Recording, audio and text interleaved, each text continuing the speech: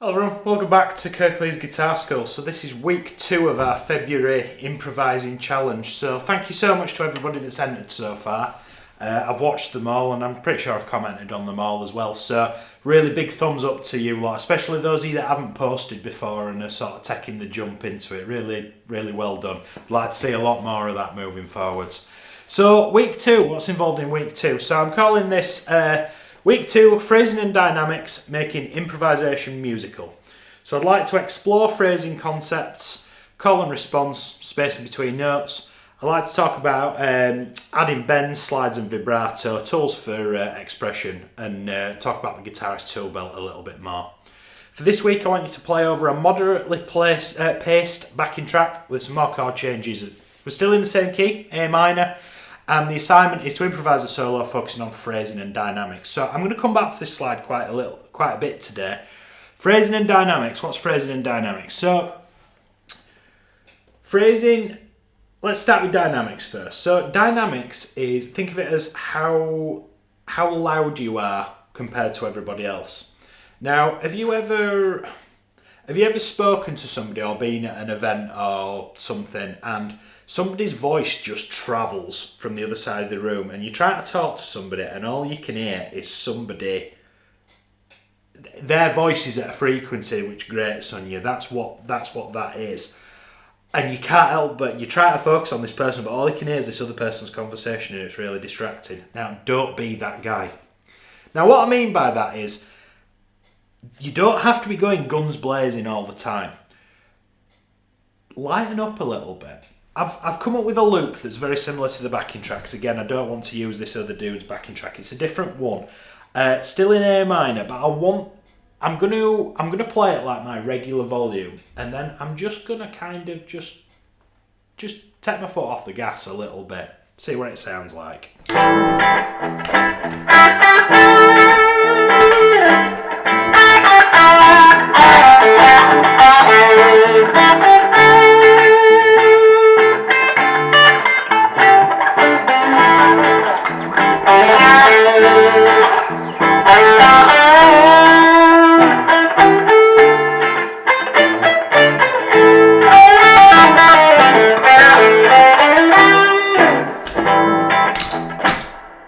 Did you see there that I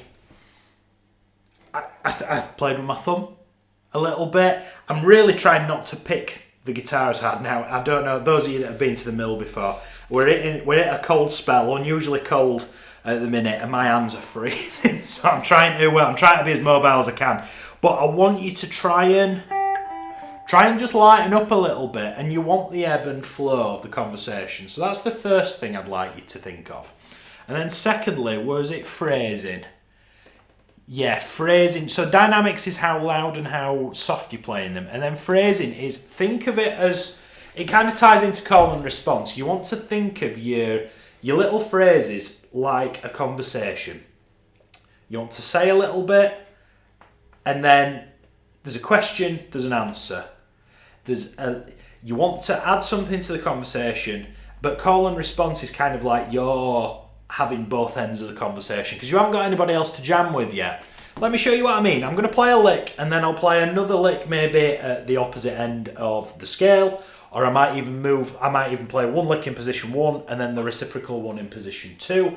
See what I mean?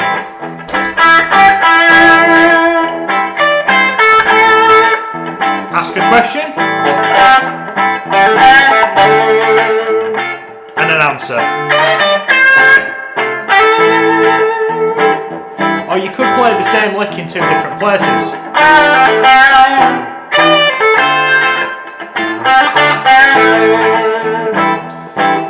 Try again.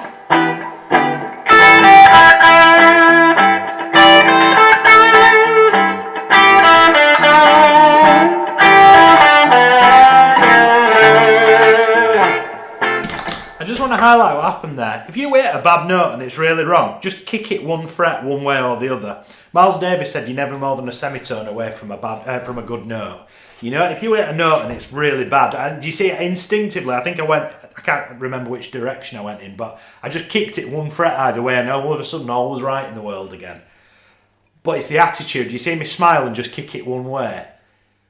Don't let it put you off. It's part of the process and it's part of the experience. Just enjoy it for what it is and try not to get too sort of bent out of shape when it goes wrong, because what's different is I can laugh about it when it goes wrong and you guys haven't got that confidence yet, and that's what we're trying to work on in this little 4-week course. So far we've worked on call and response and space between notes, thinking of it like a conversation, thinking about phrasing and dynamics. Now, play with bends, slides, vibrato and notes for expression. So what do I mean by that? So we talked about money shot bends last week in week 1, didn't we? So I want you to keep the bends. I talk about the guitarist tool belt all the time. So just for those of you at the back, I'm just going to run through it really quickly again. I have a theory that a guitarist should have a tool belt like a builder does. A builder will have a hammer, a spirit level. I hope he's got a spirit level. If he's a good builder, he should have one. A screwdriver, a hammer, a Stanley knife, that kind of stuff. You want to be collecting your tools to be able to be a good lead guitar player. Vibrato, bends, hammer-ons, pull-offs, trills, slides, you know. Those are half. There's probably quite a few more that I can think of, but those are the ones that strike me off the top of my head. And I want you to, those techniques aren't going to go in unless you consciously practice those. So this week I'd like you to think about sliding into notes. Was it slides and vibrato? Yes. I want you to think about sliding into notes. So think about your improvising. If you think, right, I'm going to start here. We're in A minor and we're using shape 1 pentatonic. If I'm going to start on this 5th fret of the B string, well, instead of just starting there, could I slide into it? Am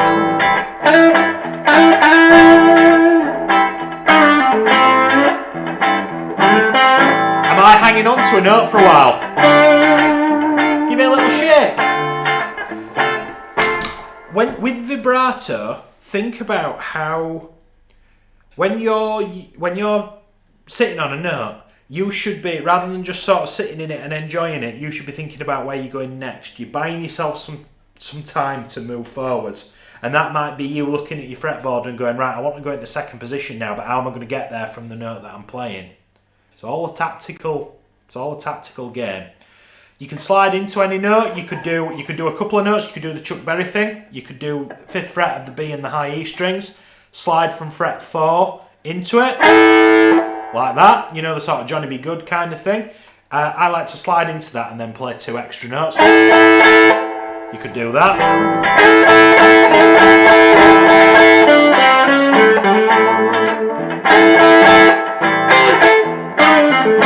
Vibrato.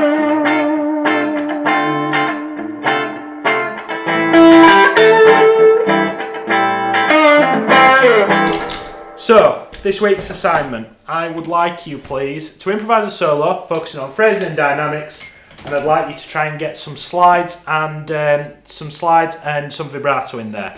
I don't want it to become like a bar of soap that you're struggling to keep hold of. You don't have to be that slippery, but give yourself a couple of key points. You're like, right, I'm going to put a slide in here. I'm going to start with a slide, or I'm going to end with a slide, or I'm going to try that little lick with the 2 5th frets, the Chuck Berry thing that I was talking about. Give yourself some space and think conversationally. Next week, we're going to add an extra variant of the scale on top of it and talk about potentially doing it in other keys. And I'd like to talk about the licks before the 4 weeks is out. Keep up the great work. I'm loving all the entries. I'll see you over on the Facebook group. Thank you.